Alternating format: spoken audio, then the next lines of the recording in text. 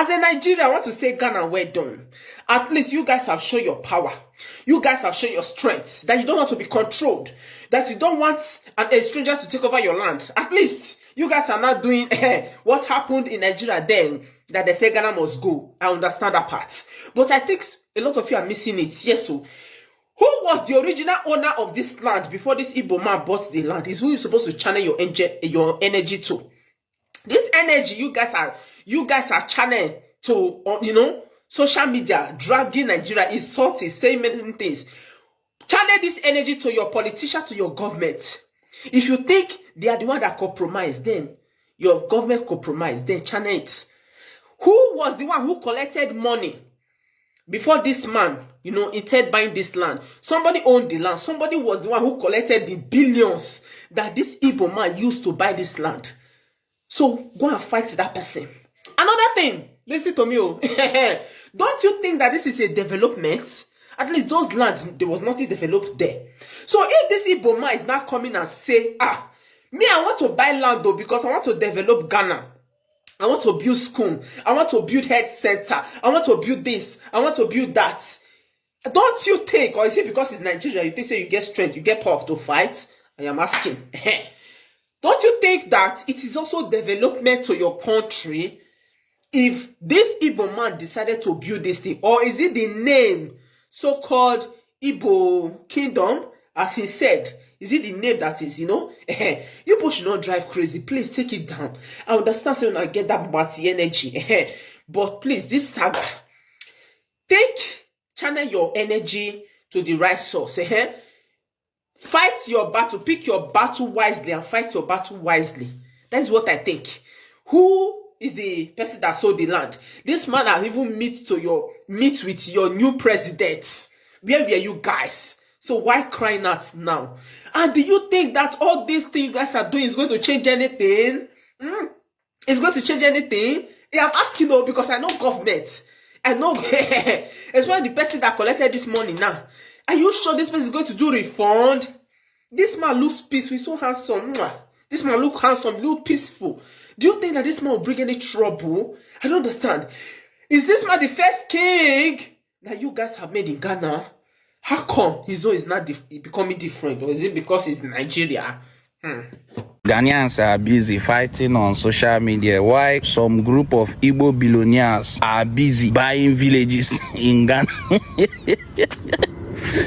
Una don't enter problem. Una never see anything. Very soon, an Igbo man will be a president of Ghana. You understand? You people are busy online, shouting on social media. Why billionaires are busy buying lands in your country? If you people have money, why are you selling your land? Youth are busy on social media, shouting Igbo king, Igbo king. Why the billionaires are busy buying land in your country? Your fathers are busy selling your lands, and you expect an investor not to invest. Una eye never clear. They play. Listen, you see this thing we call One Africa Unite is not going to work. As a Nigerian man, I am living in Ghana. I gave birth to my kids there. My son will not be accepted by Ghanaians to become the president of Ghana. Why? Because he's a Nigerian man. Ghana people hate on Nigeria ruling on them. A Nigerian person that was born in South Africa cannot represent South African during Miss South African or Miss World.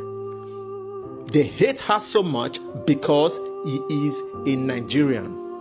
At the end of the day, you guys are saying Africa Unite. Are you kidding me? So, we Nigerians, we are more accepted in Europe than in our own Africa. This is crazy, bro. This is crazy. I don't even know if you guys are thinking of it.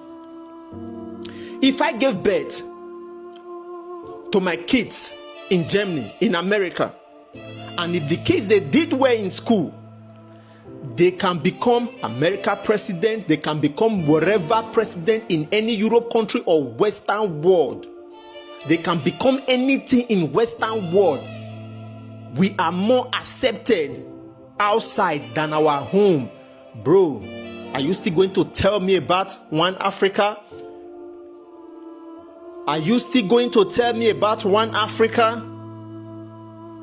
Can you see the level of hatred from Ghanaians towards Nigerians? Can you see the level of hatred from South Africans towards Nigerian? Even the Westerners that Nigeria is doing yahoo yahoo, taking their money, they don't even hate Nigerians like that. Bro, think about it. Thank you. I am a proud Igbo man. No apologies for it. No wonder so many people are jealous of us. The Igbo king in Ghana, we don't do politics. No wonder we are being hated all over the world. It's because of the potential, what is inside us. I'm a proud Igbo man.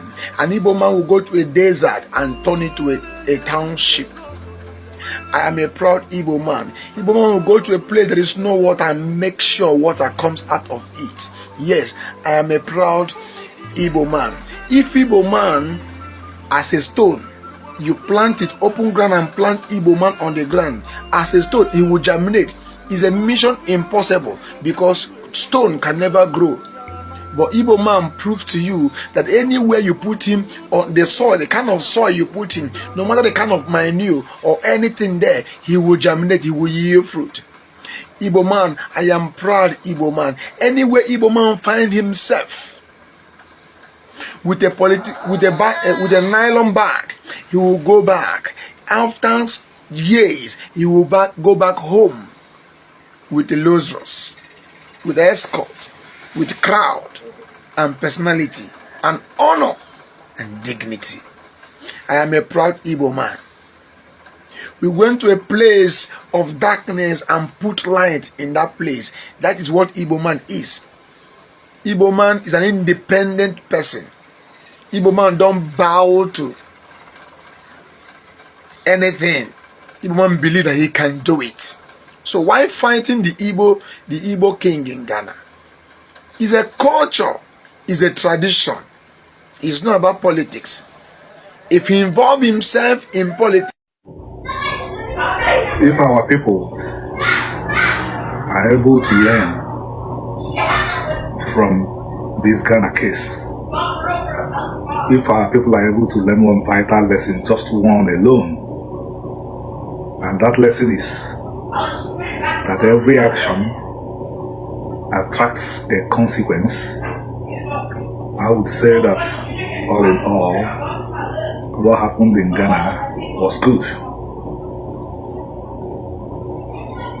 At present, our people don't know that actions attract consequences. Of course, I know why they don't have this realization. It is because of their present religious disposition. They are not in the right religion, so they are not able to put one and one together to get two in most circumstances. But do consequences of mistakes stop coming because you do not know? No. Even if you do not know about a particular law, but you fall afoul of the law, a legal position that is virtually constant in all jurisdictions holds that ignorance of the law is no excuse for violating the law, is no defense in law. Our people forgot that we are not supposed to have humans who would become like gods over them. Our people forgot this because that is essentially what kings are. Mention any realm in which you have a king and that king did not become like a god. Mention just one and you will win a handsome prize. And the Igbos were warned in antiquity not to fall into that trap. Even the most sick, the most lunatic among the Igbos will not dispute what I'm going to say hereafter. There are two very popular sayings of the Igbos. Igbo Ameze. Igbo Ameze means Igbos don't recognize kings. The second one is Igbo Ameze. It means Igbos don't have kings. The roots are, of course, in the Israelite tradition. My friends who come from the rabbinic tradition, some of them had difficulties understanding what is so explicit in the Torah. Israel was not supposed to have kings. Israel got kings out of pure disobedience because they think about what Judaism calls the Messianic times, when a king is supposed to appear and lead the people to righteousness. They misunderstand what the Bible was saying, essentially, that we are not supposed to live under any kind of king apart from God.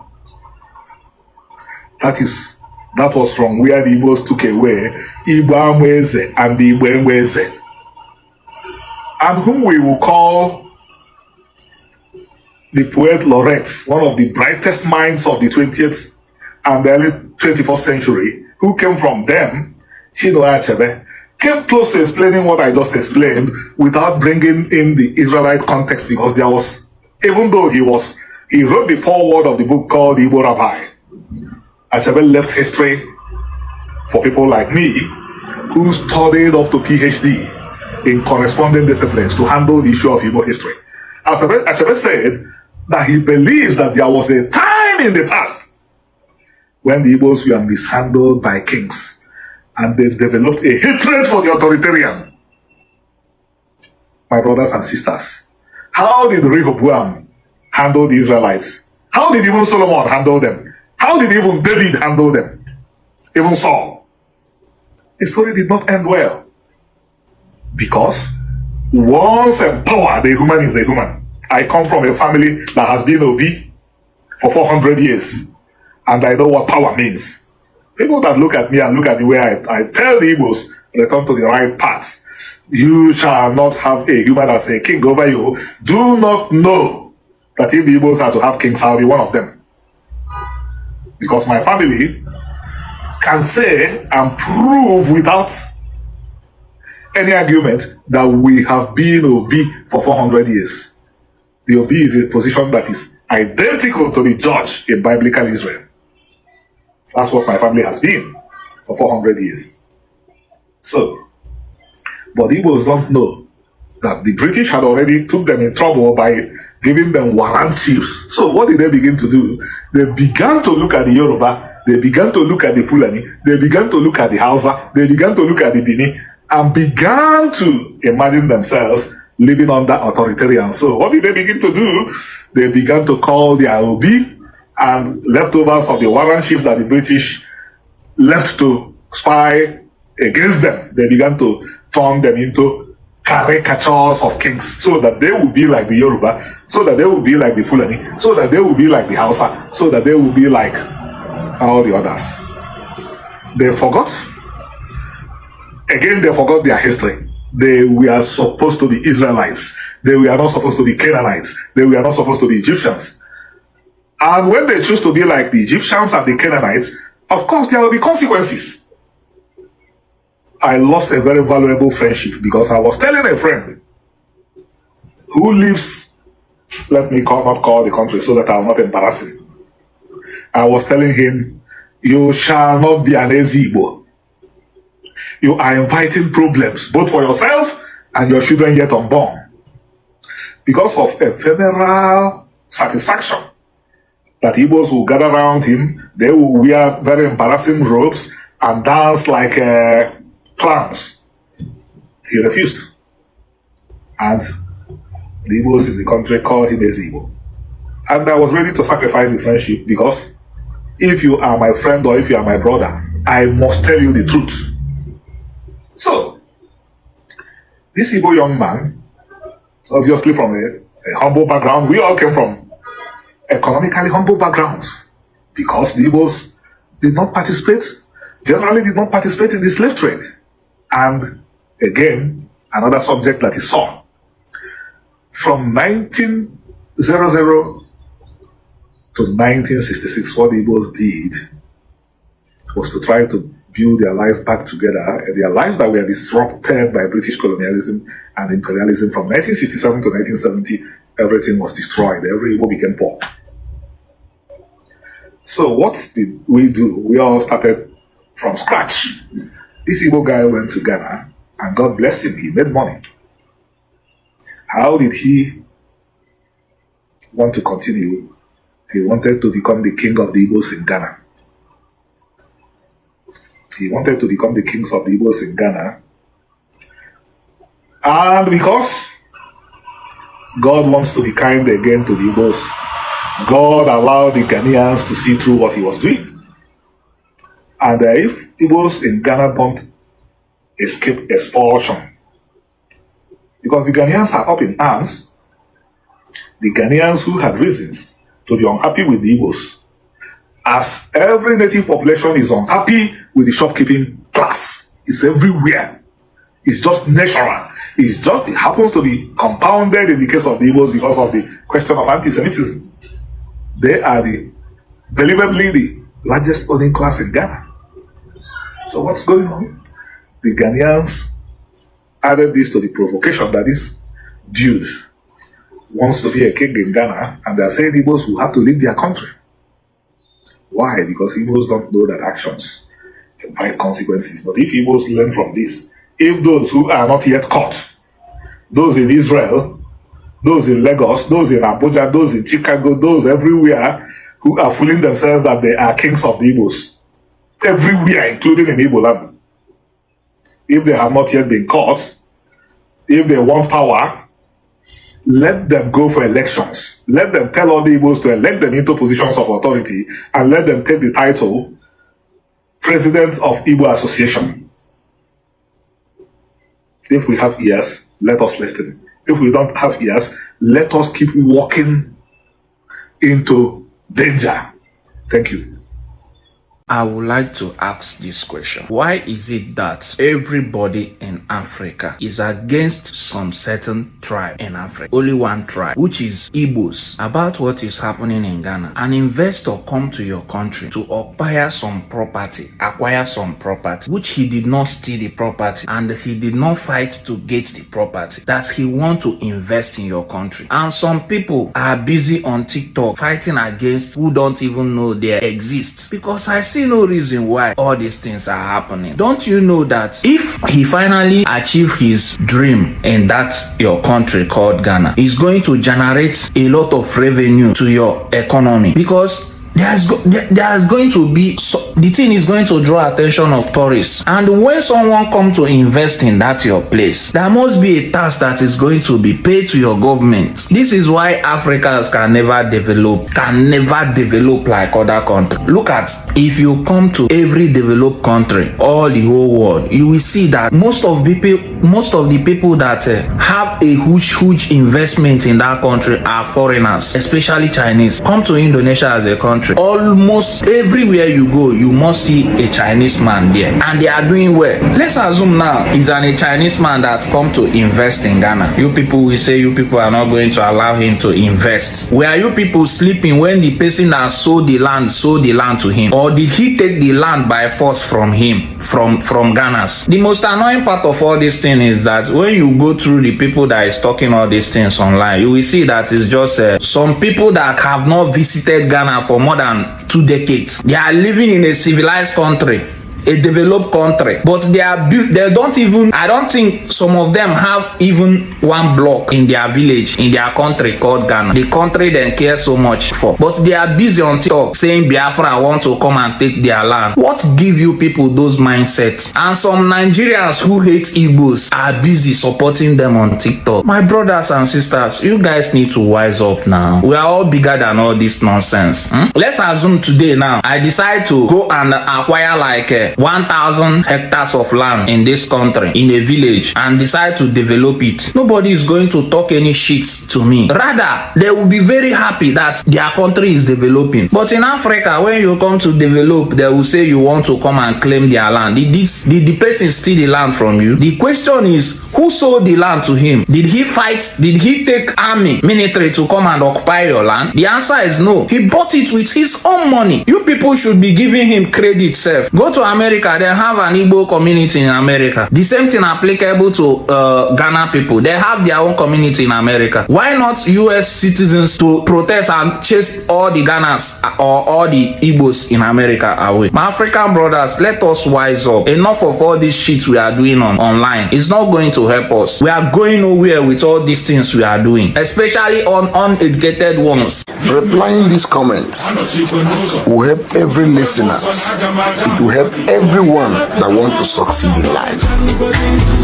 This, my brother said, people are intimidated by the success of Igbo people, and that makes people angry towards them. Igbo people are moving train. Regarding the heads, pay attention. One of the reasons why Igbo man succeed is because he's an independent person. He believes that there is no help. There is no help from anywhere. He believes that nobody can help him. He believes that he can make it. He can come up with idea to create something that will help him. Yes. Let me tell you, from the day you decide to be independent, that day the key of success have given to you. The day you decide that you don't want to depend on any man, that day the idea, your thinking faculty will change. That day you will know that you come to this world alone, and you only need your own idea and your strength and your wisdom to excel by divinity approval. That is the day you will know that you're going somewhere. Please, my beloved people of Ghana, allow the man to be. I tell you, there is somebody like, not even I know, more than 50 people, Ghanaians, have benefited from the man. Unknown to you. Unknown to you. This world is a free world. Yes. No matter the hate, the man will keep on progressing. Igbo man will keep on progressing. I'll tell the reality. Even the Hebrews are being hated all over the world. Go and check. Even the neighbors that surround Israel, they hate them. Why did they hate them? Answer me this question. Why did people hate Israel to that level? All the surrounding, they hate them. Why? Because of the same gift. There is no major company or anything in this planet Earth that you will not see an Hebrew man. So if you want to succeed, please borrow the idea of an Igbo man. I tell you, you will see yourself on top. Welcome back to Gistline. Now, the recent attacks on Nigerian-owned shops in Ghana are both disturbing and disappointing. While it's understandable that matters involving chieftaincy and cultural authority are sensitive in Ghana, the violent reaction by some Ghanaians towards innocent Nigerian traders is unjustified. These traders had no hand in the traditional title conferred on a fellow Nigerian by his community. The destruction of livelihoods because of ethnic tensions not only violates the spirit of African brotherhood, but it also damages Ghanaians' reputation as a peaceful and hospitable country. Targeting Nigerians who have legally built businesses in Ghana is misdirected anger and a failure to distinguish individual actions from an entire community. Now, installing an Igbo king or Eze-Ndigbo in Ghana should not be viewed as a political or cultural threat unless there is clear evidence of secessionist intentions or disrespect to Ghana's constitution and sovereignty. Many Nigerian communities around the world appoint ceremonial leaders to maintain cultural identity, mediate internal disputes, and foster unity. These positions do not typically override or interfere with the host country's traditional structures. In fact, Ghana itself has examples of cultural influence abroad. In Liberia, for instance, there are Ghanaian descended communities with traditional leaders that play cultural roles without sparking xenophobic retaliation. Why then is it suddenly unacceptable for Igbos in Ghana to have a symbolic leader who helps manage their diaspora affairs peacefully? Now, this issue calls for maturity, diplomacy, and clear-headed dialogue, not violence. Ghana and Nigeria have long-standing ties and deep cultural, economic, and historical connections. Rather than allow fear and misinformation to fuel hatred, both governments should work together to clarify the limits of such traditional titles and promote peaceful coexistence. The real danger lies not in an Igbo man being crowned within his community, but in allowing xenophobia to take root under the guise of nationalism. Let's not tear down what generations have built between our nations because of misunderstood cultural expressions. We must rise above emotional reactions and choose unity over division. Now, let me know what you think in the comment section, but before then, please kindly like, share, and subscribe.